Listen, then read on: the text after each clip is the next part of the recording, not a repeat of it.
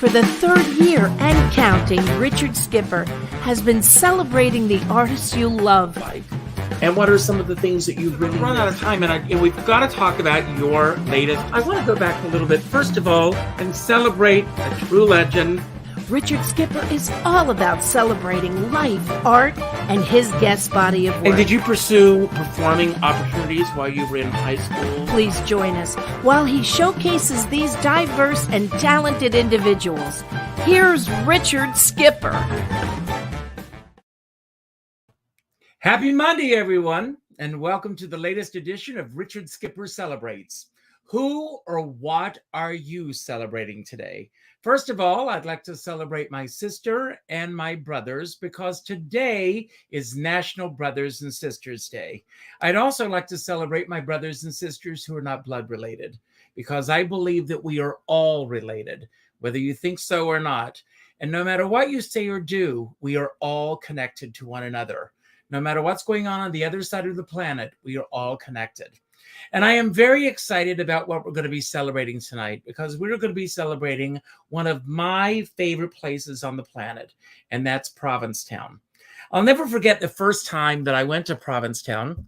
It was in my late 20s, and I was dating someone at the time, and it was the first time that I had ever gone away with someone that I really cared about.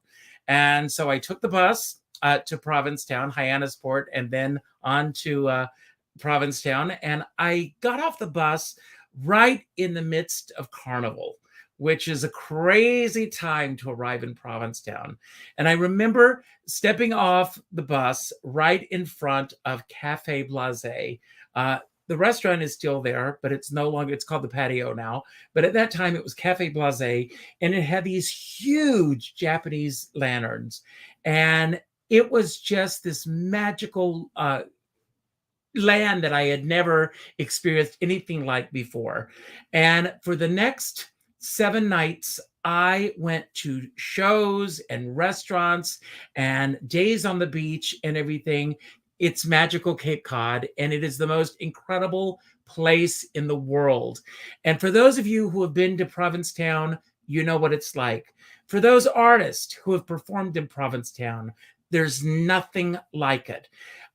After going to Provincetown that first time, I always had a dream of performing in Provincetown, and I'm happy to say I had that opportunity on more than one occasion, and it was always a magical time for me.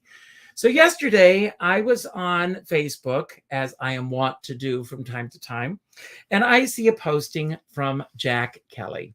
And Jack Kelly posted about his upcoming season that's coming up at the Post Office Cafe. And he was writing about someone that I happen to love very much, and that's John McDaniel. And John McDaniel is going to be appearing for several weeks this summer in a Broadway series, bringing along one of my favorite people, of course, and that's Leroy Reams, who was here yesterday at my home for brunch, celebrating my husband's birthday. And we were talking about how magical and how exciting Provincetown is. And Jack, God bless you, you're there year-round. So I want to, first of all, say welcome to the show. And beyond the Post Office Cafe, Provincetown, who or what are you celebrating today? Today, well, now that you told me it was brother and sister day, then I guess I'll celebrate my siblings. You don't have to, but it's a nice start. Well, if you just brought it up, I think it's probably a great start, right? And celebrating, it's a beautiful day in Provincetown. So it was, you can hear the saws going, and you see the painters painting, and it's that time of year that you see all the construction happening, and the lights are on in buildings that weren't on, and all that stuff is happening, which is a fabulous time of year here.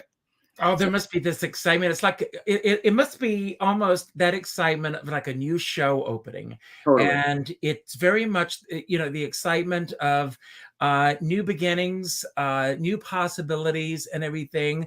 It was just a couple of years ago that there was the possibility. I think the Post Office Cafe was closed for a while. It was. You and your husband came in and you bought it, and because it meant something to you. What exactly did the Post Office Cafe mean to you personally? Well, it's been there for so long, over 50 years, and I've seen many shows there. I had many breakfasts, lunch there. It's an institution there. It's part of the makeup of Commercial Street. It's almost dead center, ground zero of Provincetown, Commercial Street. And it's just been there forever. And the thought of it, when it didn't open because of COVID. So that whole year, a lot of places didn't, as we know. And I shouldn't say it wasn't a big deal, but it was almost not unusual for it not to open because of COVID. Well, so let's back up for a moment. It was a big deal. It was a big deal, but we thought next year it's going to reopen. So it was a big deal, but meaning that we weren't concerned of it not being there next year once COVID is gone. So it wasn't like we were worried about it. It's been there for so long that it was just going to come back. They were just taking a little brief time to get through COVID, and then they'll be back to normal the next year. That's what we all thought about everybody. So when it went up for sale, we were all shocked, and me and my husband talked about it for about 10 seconds. Huh. I was reading an interesting article this morning, and in this article, it was talking about the things that are part of our lives right now. Mm-hmm. And just think about this for just a moment, Jack. Things that matter to us, whether it be people in our lives, pets, material things, and just imagine that 20 years from now, those things may not be here. Mm-hmm. Just drink that in for just a moment. And as I was reading this article, I began to get misty-eyed because I was thinking about the people in my life that were here 20 years ago, that are no longer here, people that I took vacations with, the person that I talked about, that boyfriend that I went to Provincetown is no longer here, people that I've celebrated, shows, performers, entertainers that I saw in Provincetown that are no longer there. Right. Cafe Blase, even though it's a new restaurant now, that's no longer there. And so these things that we take for granted on a daily basis, I end my shows by telling everyone to reach out for those people because they may not be here tomorrow. I think it's important that we do celebrate these things and not take it for granted that they will open next year or that they will be here. And I think it's important that we take the time to celebrate these every day. I agree. I agree. So that idea of the possibility that it could not be there, can you imagine that it could not have been there? No.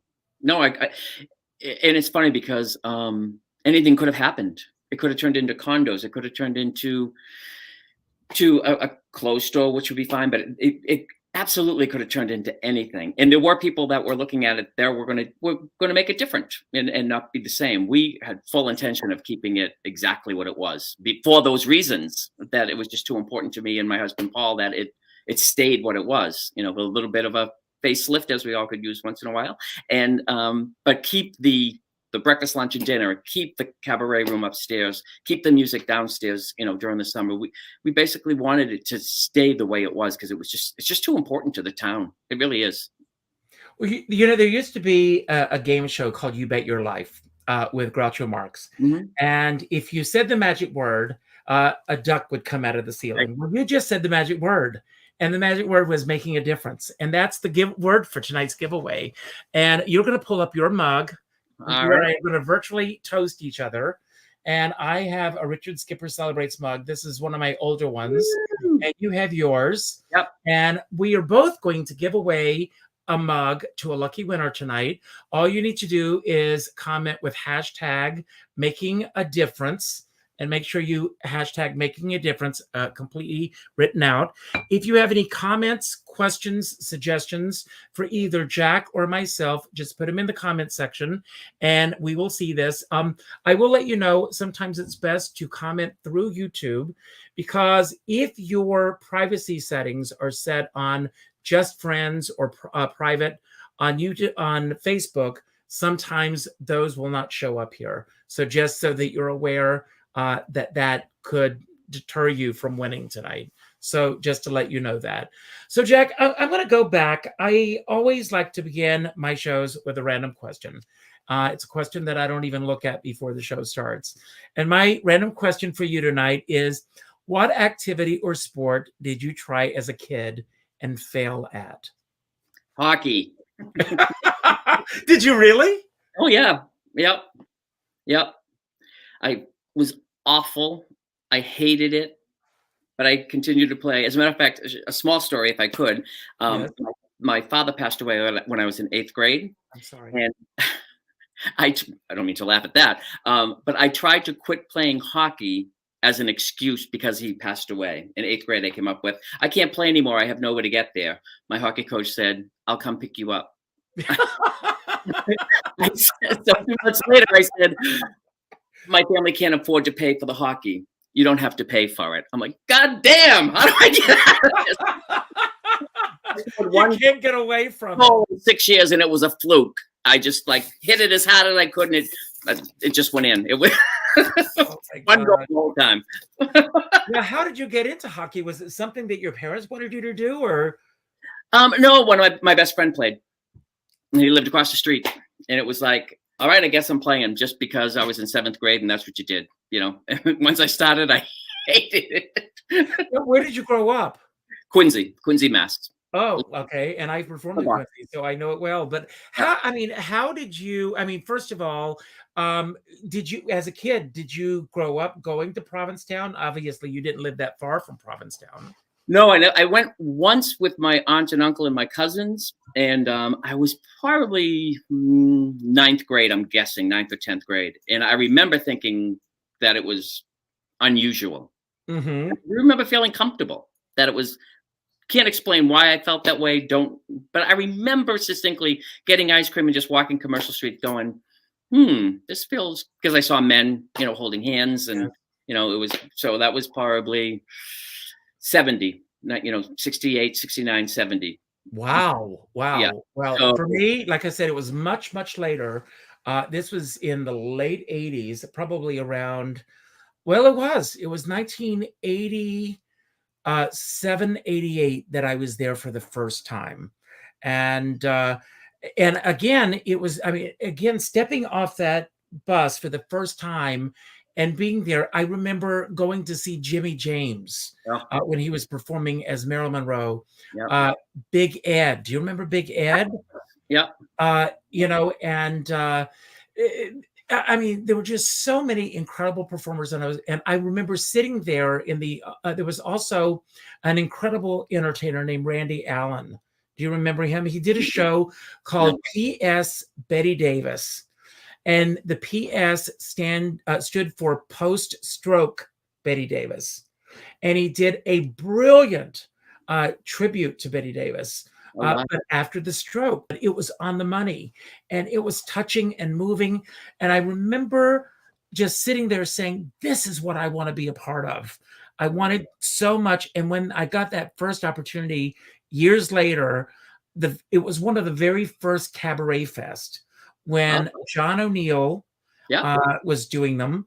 I came to Provincetown, and I was the headliner at the Crown and Anchor.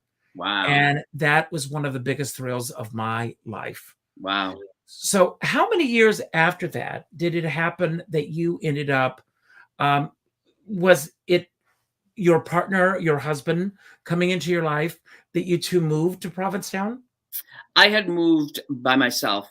I had just split up with my first husband of 21 years, and I was selling liquor for a living, and toPtown was part of my territory. So we sold our house in Hull, and I decided, I'll just go to toPtown, and if I don't like it, I'll move back. And that was 13 years ago. And here I am. And then I met my husband, Paul, 2 years after I was in toPtown. So me and Paul have been together 10 years now. I have a question from one of our viewers, Danielle. Danielle, I'm glad you're here. I love Danielle so much. And Danielle says that she would like to know, and this is going to probably be a difficult question, maybe not, because it's like naming one of your favorite children. But do you have a favorite performer since taking over the club? Oh, there are so many, but I'm not going to lie. Two pop into mind. I don't know if I can say it though. That's not really fair. You know?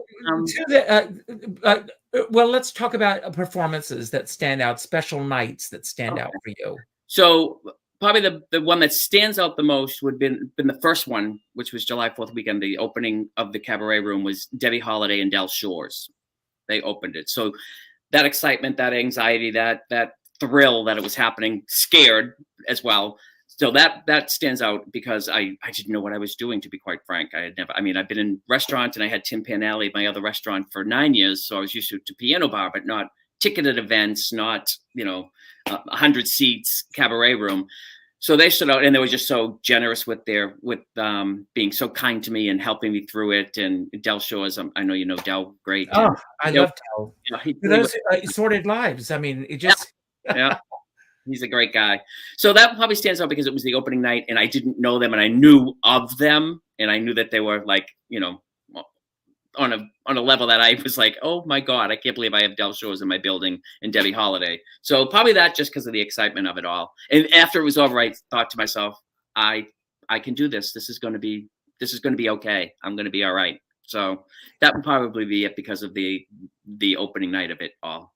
Now, I'm all about celebrating, so I want to be respectful here, but there's the flip side of this business also. I mean, there are people in this business. There could be divas, there could be divos, there could be situations because of nerves or expectations or something. Has there been an experience where somebody came along and they didn't live up to the expectations of the situation? And don't name names, please. Never. Don't name names. But somebody who did not live up to the expectations of what you were expecting when they came there. And if so, how do you get through something like that? Yes, there are a couple, but surprisingly, for the most part, everyone's been just fabulous. But you know what? What I realized was the main thing is my core people and my staff, including wait staff, bartenders, bus people. The best, I will say, kudos to them. Exactly. And what happens to them matters more than what happens to me. If you want to yell at me, you can yell at me. And if we have issues, we can work them out. But once that line is crossed of bullying staff, I just stopped. I just, you just have to, I just put an end to it. And we just parted ways, if you will. Mm-hmm. And it was hard, but it was easy, if that makes sense, because once it was over, that relief of that my staff was not being mistreated any longer was way more important than any person's name, no matter who it may be. And my bus person and my waiter is way more important than having a headliner that is going to pack the house. I'd rather be empty. God bless you for that. Well, I will say this. When we were there last year and we had our puppy with us, and you invited us in and you said, well, bring your dog with you, because we just happened to be eating outside. Yeah. And do you remember this? Yes. And you said, well, bring it. And we had never been, this was all new to us because we'd been basically quarantining for the last year and a half. And we had this new puppy that had never been anywhere. We didn't know how he was going to react. And we said, we'll sit all the way in the back. And if he overreacts or anything, we'll leave. And he didn't make a sound. He just sat on my lap watching the shows. You were louder than him. What was that? I said you were louder than him. I was louder than him because I was so excited to be back in a live venue again. Oh. So you obviously, even though you have this, you started out in the liquor business, actually, probably never thinking in a million years that you would be rubbing elbows with entertainers. No, never. My first restaurant when I was 29 years old when I opened my first restaurant, and then when I sold it, I got out of it completely for a long time and was selling liquor. But when I had decided I was going to open Tin Pan Alley, not knowing it was going to be that name, but I always envisioned and dreamt of a restaurant with live music every night, that people could have a nice time, piano bar atmosphere, delicious food, and that everyone would get along together by the atmosphere that we created by hiring the right staff. So that was always my vision and dream. And I had the Tin Pan Alley is in its 9th year now, but never did I think Post Office Cabaret would ever, that wasn't on my radar whatsoever. So no, I would never I say it today when I was talking to a friend of mine that I was going to be chatting with you tonight. I was like, I can't even believe that this is all happening. but well, I appreciate the fact that you're here. But is there anyone I did anything? I mean, obviously doing Tin Pan Alley, and I'll give a big shout out to Bob Egan, who's been on this show, who I love. Bob Egan is to me the bar with Piano Bar Entertainment. Has anyone did that prepare you for the work that you're doing now in terms of being it's one thing to run a club, and it's a whole different ball of wax to also be a booking manager. Did that prepare you for this? Yeah, somewhat, but it's still a whole level.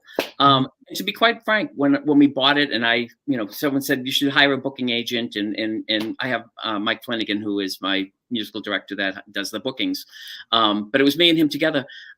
I just decided I didn't want to hire a booking agent because I wanted to talk to the Debbie Holiday, the Del Shores, the Melissa Manchesters personally, and it worked. I was on the phone with Del for like 45 minutes. We didn't even know each other, but I just said, I don't know what I'm doing. I'm going to be honest. Tell me if I'm doing something wrong.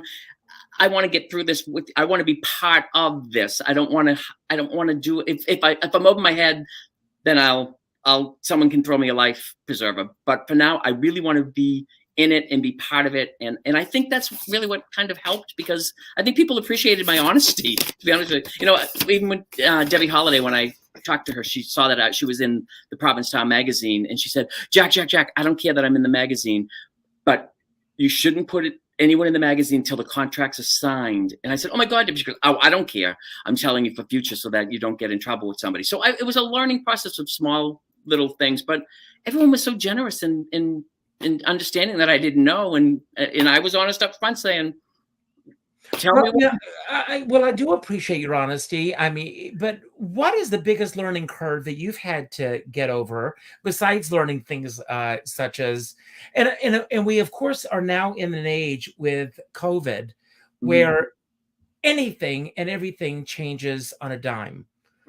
Right. People buy tickets for a Broadway show only to show up to find out that the show's not going on that night. Right. So everybody be patient. That's all I say.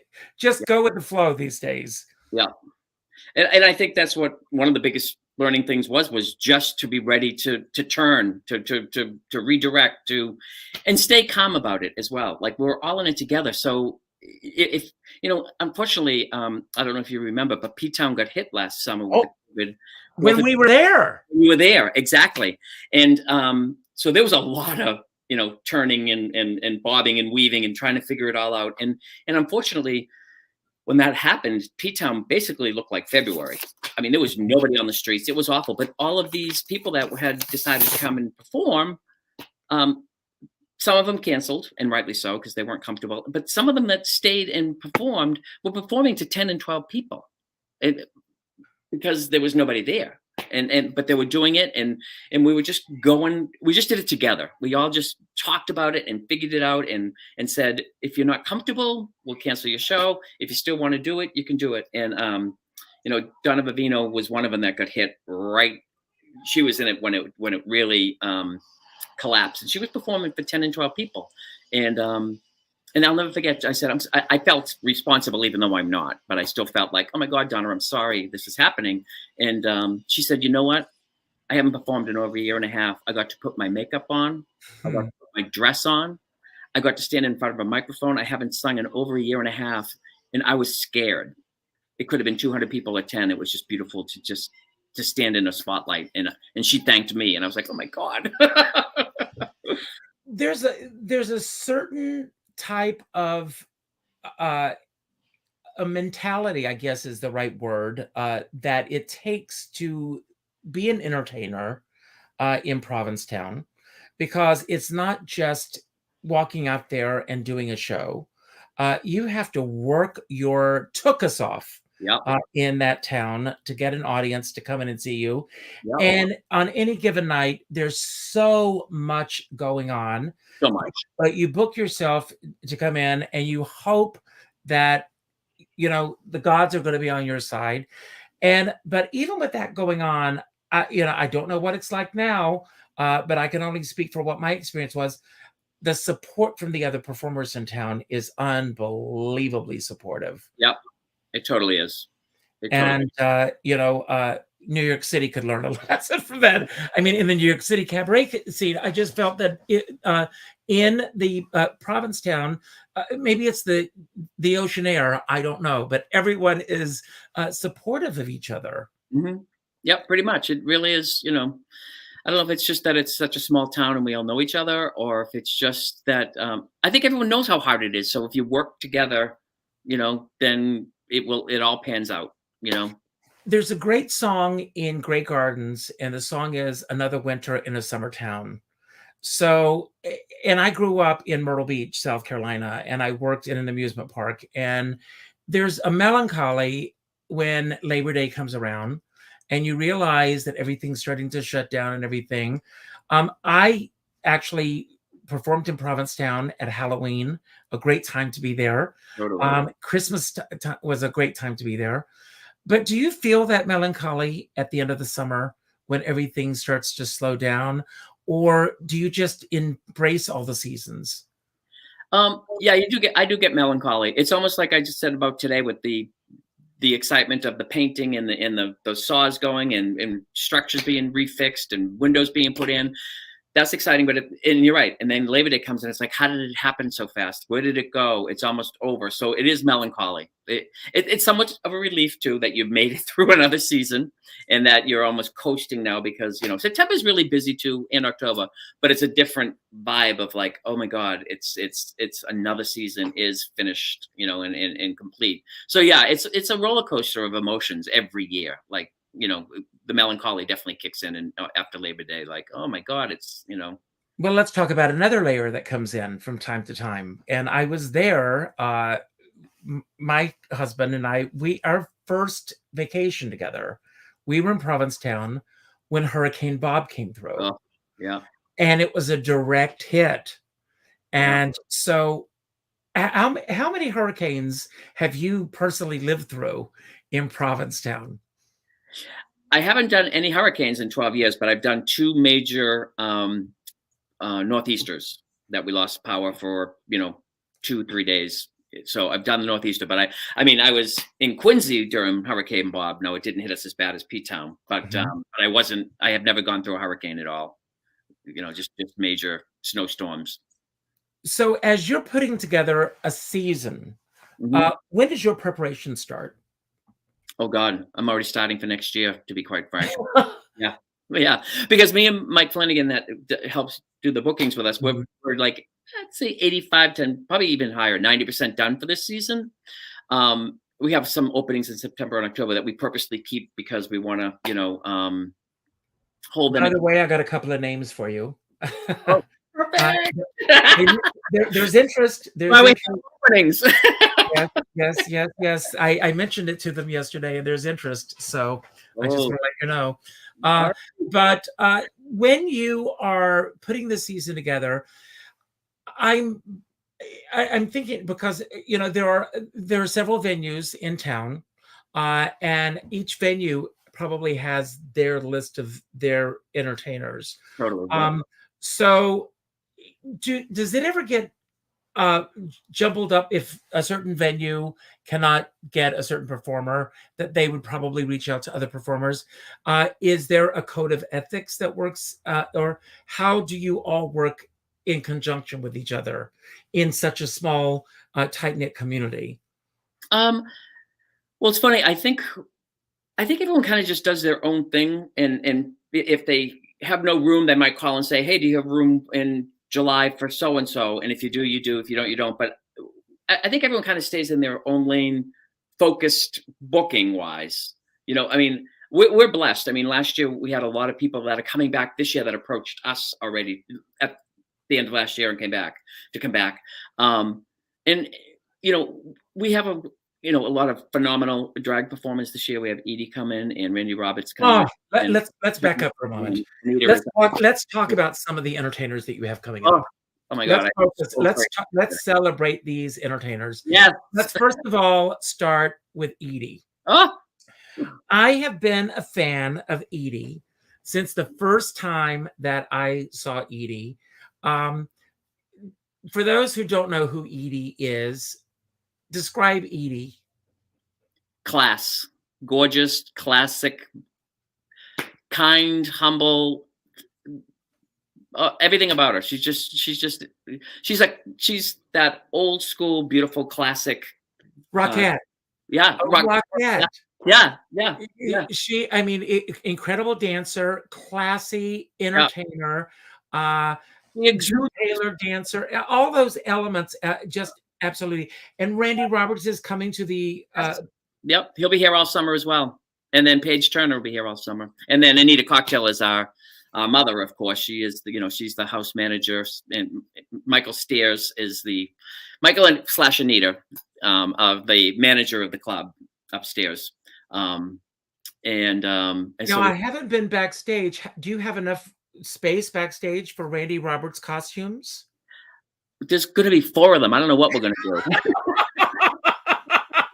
Randy Roberts, Randy and I headlined together in Atlantic City. Do you know this? Wow, no. We performed at, should I say it? Trump's Taj Mahal. Not there anymore, but we're still around. You outlasted them all. Yes, we did. So Randy Roberts, God bless him. I love Randy Roberts, and Paige Turner. We love Paige Turner as well. So, and last year, you had Melissa Manchester, who I love.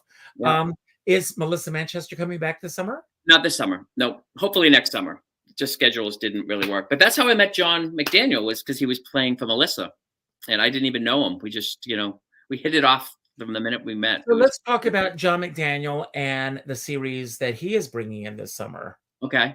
Yeah. So, again, I met him last year because he was Melissa Manchester's pianist, but I didn't even know him, to be quite frank. And then he's just the sweetest man in the world. Yes, absolutely. Where they were staying at our home, at me and my husband's home. And we had moved out, and Melissa had an issue with her TV in her bedroom. So I brought somebody in to fix the TV the very next morning.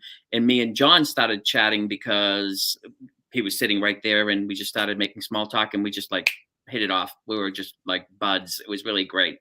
And I love when that happens, because it was an hour probably we spent together. And if she didn't have a problem with her TV, I probably wouldn't talk to John, because they come to the show. It's, hi, how are you? You're all set. Yep. Got to do the sound check, whatever. So to have that hour with him, we really got to know each other. And I said, you do have to come back with your boyfriend, because his boyfriend had never been to toPtown. So I said, in September and October, come and hang out with me and Paul, and you can whatever. And they didn't, but we started a conversation. I said, would you come and do he's like, oh my God, I would love to do that. Yes. So he's going to come for the 3 weeks, September and October, and he's going to stay with me and Paul so we can hang out and catch up and become better friends. And he just said, who would you like? And I said, you tell me. And he picked, the 3 people he picked, which is, so if you were to name 3 things that Provincetown is known for, what would you name? And I'll name the 4th. toPtown itself, the whole town. Yes. Food, entertainment, and party. And Suede. She's one of my good friends. Suede is watching, so I love Suede, and I adore Suede. We hang out. The first time I've known Suede through Mary Callanan, the 3 of us are all very friends, and she walked into Tin Pan Alley our opening night, and I went over to her and I said, what are you doing here? And she goes, what are you doing here? And I said, I own the place. She goes, you do not. I go, yes, I do, Suede. And I went over and I said, can you do me a favor? Would you just sing? After I said it, I said, oh my God, that was so wrong of me, because it was my opening night at Tin Pan. And she said, I couldn't. I said, oh, I know. I'm sorry. I shouldn't have even done that. So I said to her, will you just sing in my ear really quietly, just so I have that blessing of your voice in here for the first night? And so she sang a few bars in my ear. And then I go over to the bar and chatting with people. All of a sudden, I turn around. She's behind the piano, full-fledged playing and singing. I was like, it's going to be fine. Oh, my God. Well, Christened it. Wade was here in I live in just in Piermont, New York, and Swade was here for my birthday and sang Over the Rainbow to me, and I lost it. I was in the audience just sobbing. I mean, at the end of the show, she just dedicated a song to me, and I was a puddle. That was it. That will last me the rest of my life. And Swade, I love you. I love you. I love you. Anyone, if Swade is anywhere, go. Absolutely. She sang at me and Paul's wedding. She sang at last. She was the last. Mary Callanan sang. Swade sang. It was all a surprise for my husband, and she sang at the wedding. It was beautiful. That is absolutely. She can sing the Yellow Pages, and it's gorgeous. Absolutely. Me too. And so, is there besides names that we've already mentioned? Do you have a Holy Grail interview? Listen to me. Entertainer that you would love to have perform at the post office? Well, it's tough because the performance that I would obviously love, it's a small venue, so it's only it's got 120 seats. So I believe that there are no boundaries except for the ones that we impose. So let's say there are no boundaries, and you could just pick, just say, I would love to have this entertainer at my venue. Who would that be? Linda Eder. Okay, and what's stopping you from reaching out? Probably my nerves. I'm gonna reach out to Linda Eder on your behalf. I've seen her like 15 times. Okay. Is there a space for her to be there this summer? I'll throw somebody out. I'll have Swade throw somebody out for me. And I'm gonna this is what's gonna happen. You're going to book Linda Eder, and then one of those nights that she's gonna be there, I'm going to come in and interview her on stage. How's that? All right. And everybody that's watching is going to be there. Anyone that's watching gets half price tickets. That's wonderful. I'm going to do it. I'm going to make it happen. I'm going to reach out to Linda Eder tomorrow, and she's going to be performing at the Post Office Cafe because see, we're going to make a difference. We're going to get Linda Eder there. It's going to happen. I know this. So let's talk about making a difference. Mm-hmm. Because I know that you have done so much work on, you have done work for different charities and everything. Last year, the work that you were doing, you talked about it when you came on one of the roundtable shows that we did. Let's talk about some of the work that you're doing in terms of giving back to the community. We do as much as we can. I think it's so important. During COVID, we were giving free meals every Sunday night for almost a year and a half to entertainers and to any hospitality people. We do a ton for the soup kitchen. And as I say that, I hate saying it, but it's just really, really important to Paul and I, especially where it's such a small community, to do as much as we can. We're so blessed to have two establishments in such a gorgeous town. I pinch myself sometimes because I just can't even believe that this is my life now, And I think it's really, really, really important to help people that need help. We house up most of our staff upstairs above Timpan Alley. We have other apartments that we've rented, and we charge them minimal fees to live there because they're working for us. Mm-hmm. So you have to. It's just really important to do as much as you possibly can. I don't need a lot of money. I never have. I don't need to just have brand new cars and brand new homes and just keep going and going and going. At this point, I have everything I need. I really do. And I don't have children to leave money to. So I want to just keep giving back as much as I can because mm-hmm. it just makes me happy. It's that easy. It just, one of my favorite things is when you can do something for somebody and they don't know you did it. You know what I mean? It's like when you can help somebody and they have no idea where it came from. Most times they know it was you, but if you can actually pull off doing something and they don't know where it came from, that's, it's funny. We were donating food to a local charity during COVID besides feeding. And I said to the person in charge of the place, I don't want them to know it's from Timpan Alley. I don't need the recognition. I don't want the recognition. I actually prefer every Friday I'm bringing lunch and just say it's just a donation. And we did it for about 7 weeks because then it started getting busy. We couldn't do it anymore. And that was so much fun to drive away in my car every Friday knowing that they didn't know where it was coming from. He would meet me in the parking lot so I could pass off the food. Jack, many years ago, I did a benefit and a major celebrity donated a huge check to the charity. Mhm. And she did it anonymously. And she said that she did not want people to know who she was, either who gave it, because she said that when it was announced that she did this, people questioned her motives for doing it. Some people felt that she did it to get her name in the paper, that people felt that she was doing it for all the wrong reasons. Exactly. And she said, why bring attention to it? I know why I'm doing it. And, and it's a shame that, that people will question the motives of anything that we are doing. Just accept it. And, Well, it's funny. Bullies can get away with bullying. People that are nice are questioned why they're doing it.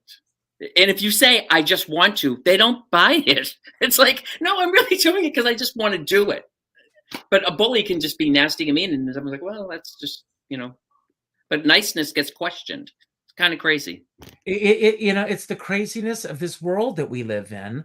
Now, I want to ask, beyond, all the work that you're doing with both Tin Pan Alley and the Post Office Cafe, do you ever get a chance to just get away from it all? Mm-hmm. Yeah, I do. And even if it's me and my husband just went to Vieques last minute. We were supposed to go to South Africa and we couldn't because of COVID. That got canceled. And we decided when were we going to go? We're going to go in January, and then South Africa got shut down in December, so we didn't go. My husband and I were supposed to go. We were going to go. Lucy Arnaz was going to go on a cruise, and we were. A cruise on a safari. We were going to go with her. Wow. That was last year for my birthday. Now we're scheduled to go, but every 4 months there's a new resurgence of COVID. Yeah. And a new strain, and God only knows if we'll ever be able to do this. I know. Yeah, but even if we might go to New York next weekend, we want to go see A Strange Loop and Company. But just going away for 2 days is all I need, or going up to my family's house in Quincy and just getting away for a couple of days and seeing them. That's fine with me. Well, fit it in. Let's try to do lunch or dinner or something while you're here. Yes. Just give me a call and or come to my house for dinner. I'm a good cook. All right. My friends will tell you that. We'll have dinner here. The sounds of it, you're always entertaining. I love to cook. One of my favorite things in the world. Material things. I'm actually downsizing with things. One of my very best friends passed away a few months ago, and I am the executor for her will. And everything's been resolved now, and is all behind us. And now I'm preparing her memorial. But it was such a learning curve for me because there were all these things that I had to get rid of and find homes for and everything. And my advice to everyone who's watching, yourself included, is, make sure that all of your affairs are in order. But as I now, especially as I'm looking ahead, it's life experiences that I want rather than material things. Yeah. Dinners with my friends, going, seeing a show, being all these things, just enjoying each other's company. Yeah. That's what it's all about for me. There's nothing like sitting around a dining room table with friends for 3 hours and eating and laughing and telling stories. And if they're old friends, doing the reminiscing, if they're new friends talking about whatever. Me and Paul do it all the time when we can. We just love to sit around a table, cook dinner, and just feed people. And I'm telling you that you are this was a few years ago. We had a dinner here, and Leroy Reams and his husband, Bob, who has since passed away, Beth Fowler and her husband, Jack, we sat down to dinner at 7:00. And at 1:00 in the morning, Bob said, I've got to go home. We laughed and laughed and laughed. It's nothing like It's great. Yeah. So as we wind up, this is my homage to Inside the Actors Studio with James Lipton. I've got some random questions I'm going to ask just to give people a broader spectrum of you. And so let's have a little fun with this. And the first question is, when it comes to your career, all of this, what's the biggest single result that you desire to have before this year ends? Just to see people walk out of the cabaret room thanking me and happy and enjoying the shows. It's like I stand at that door every night after the show just to witness how happy they are and how great. And it's not even that they're thanking me. I just love to hear them just. There's nothing like when you leave a show, that first 10 minutes, because you finally can talk to your best friend or your husband or your wife or whoever. So when you're leaving, that's when you're like, oh, can you believe? Because you can't talk during the show, right? I mean, you can whatever. But so I love standing at that door and just feeling the gratitude that they have, that they've, especially after COVID, that they're revisiting music again, live performances again. So I just love standing at that door and just reaping all that benefit of people being happy and celebrating that they're walking out the door, that they enjoyed such a beautiful performance, whatever it may have been. Now, we talked earlier about Melissa Manchester. Mm-hmm. Let's talk about what she wore last year. I mean, she was dressed magnificently, wasn't she? Joseph. David Joseph was watching. So, so David Joseph, he's the best. David Joseph, I need some special mask made, and I need to talk to you about those. He has no time for me anymore. He's busy doing divas. No time for the divo here. How do you want others to see you, especially after this interview tonight? That I am just a normal, average guy that cares about people having a good time, people being happy, and just enjoying life. It's simple. It's really simple. It's really, and that's the honest to God truth. It's just like, that's all I want, you know? It's right here. They do it.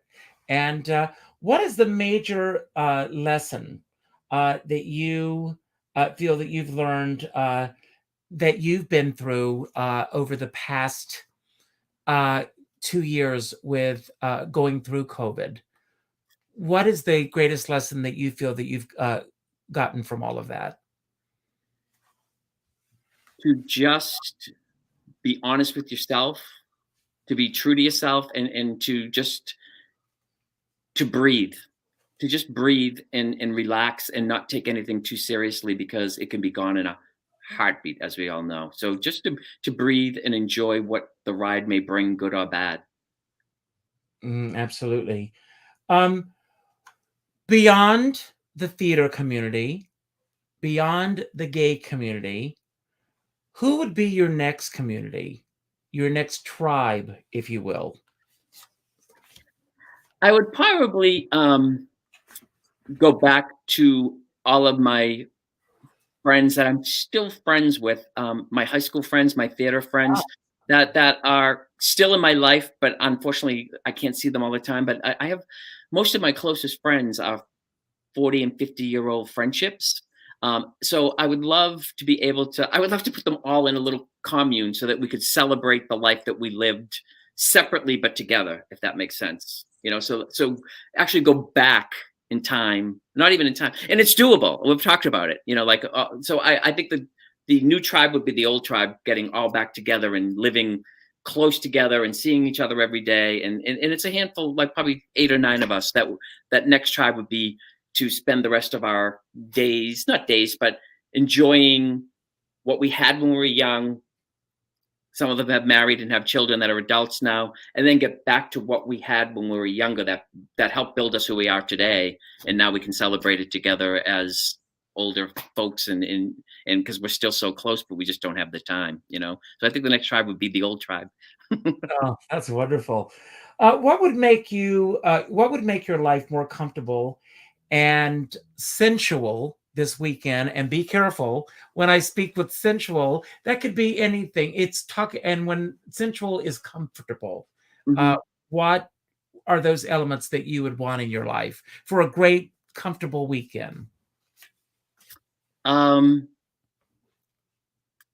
I'll be working all weekend, so just to again enjoy the drag Anita Cocktails drag brunch starts this weekend, Saturday and Sunday. So just to sit back and enjoy it. I'm not working as hard, if that makes sense. I'm working more with my brain and working more with without my hands. I'm not bussing tables as much. I'm not washing dishes as much. I'm not getting caught up in the hype of if a table sits dirty for 10 extra minutes, it's okay. I'm learning to do that. So I think this weekend, and I've been practicing, and it takes a lot of time for me to practice this, is to sit back and enjoy and watch what's happening and not necessarily be running crazy trying to make it all work perfectly. Good for you. That's great. That's something we all need to do. What is the most important action that you feel that you've taken in the past week towards having a great summer? Listening to the people around me, and taking it in, and not necessarily agreeing with everything or disagreeing with everything, but just hearing what people need and want, because everyone's excited for the season. And everyone has different views of what the season should be. So just listening and understanding what people need and want for the season, because it's going to be a crazy busy season, I think. So listening to the needs of people is what I've been trying to do exponentially the last couple of weeks, to be honest with you. So just hearing what the needs are of people around me. Okay. And I think I know the answer to this next question. I think I do. Do you practice gratitude? Oh my God. And if so, can you name 4 things that you are grateful for today? I am grateful for my family, and I do practice gratitude as much as I possibly can. You know what? I'll start with something that I'm so grateful for still having a relationship with my deceased brother who passed away 2 years ago. 2 years ago. I talk to him every day, and I think I'm closer to him now than I was. What's his name? Jimmy. Okay, Jimmy. So I'm really grateful for that it's become so strong in my life. Like, he was in the restaurant business. So I talk to him and say, what would you do if you were here? Why aren't you here to help me get through this? What should I do? And I just, all of a sudden, things fall into place for me. So I'm grateful that I'm going to say something. Hold on. Danielle, are you still here? My friend Danielle is here, and Danielle is psychic, and Danielle is really able to tap into this. So, Danielle, I'm sure if she's still here, she is still here, and maybe she'll see if she picks up something from Jimmy. No, I'm serious. I am telling you, Danielle, things that she's picked up with me.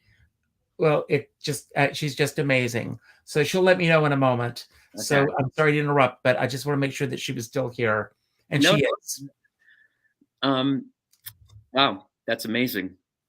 And what else? Gratitude. My staff. I'm so grateful. I mean, I'm blessed on so many levels. And people say, well, you reap what you sow, but you don't always. And I really am so grateful from everyone, from management, in both places, to the staff.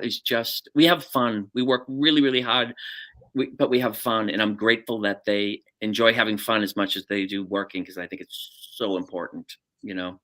And of course my family. I mean, my siblings and my husband. I think that's probably 4 or 5 now at this point. But I'm just grateful for my surroundings, and I'm grateful for the energy in P-Town that makes me so happy. That's great. That's all wonderful.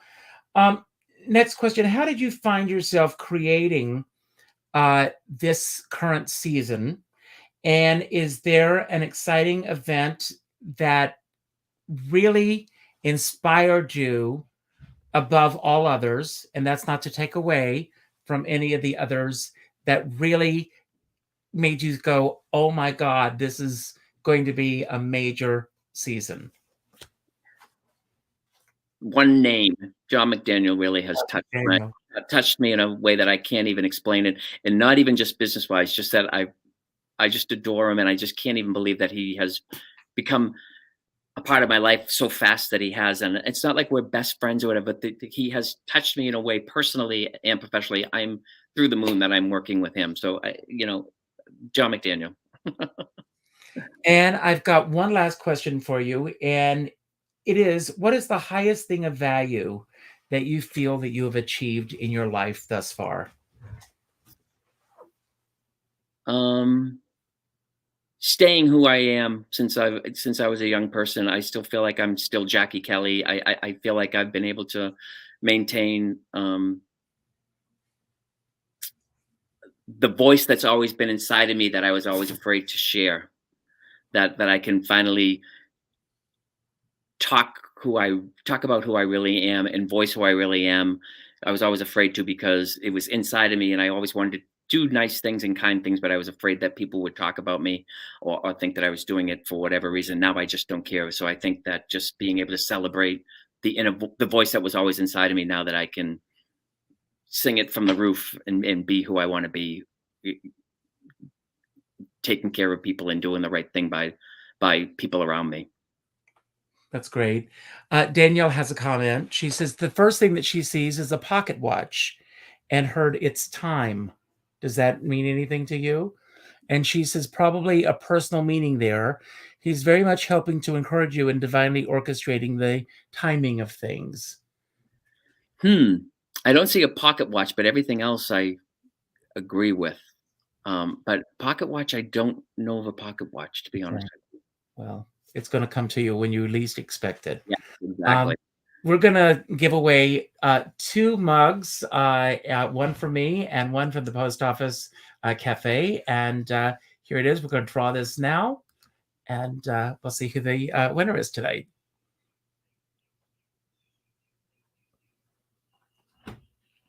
It's Howard Tucker again. Howard Tucker says he never wins anything. Howard, I will bring you. I'm going to be seeing Howard on Wednesday night because we are going to be seeing Ken Page together. I will bring yours to you, and I'll put you in touch with Jack, and he will mail yours to you.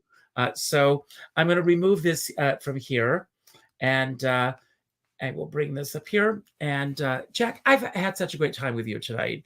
And I'm going to get you Linda Eder. That's my promise to you. Don't be surprised. I'm dead for life. I can't even tell you. It's going to happen. It's going to happen. I make things happen. So just you wait. Don't go anywhere for a moment. I've got a few things I want to say. Everyone, thank you for showing up tonight, making a difference. You all make a difference in my life, whether you think you do or not. The fact that you show up when you could have been anywhere else tonight means the world to me. And I know that it does for Jack as well. If you are in Provincetown, make sure that the Post Office Cafe and or Tin Pan Alley are both on your itinerary. You'll have a wonderful time. If this is your first time here tonight, you can make a huge difference to me if you will consider subscribing to Richard Skipper Celebrates. My goal is to celebrate people such as Jack and other artists, because Jack, you are an artist. Everyone is an artist. I celebrate them and their body of worth.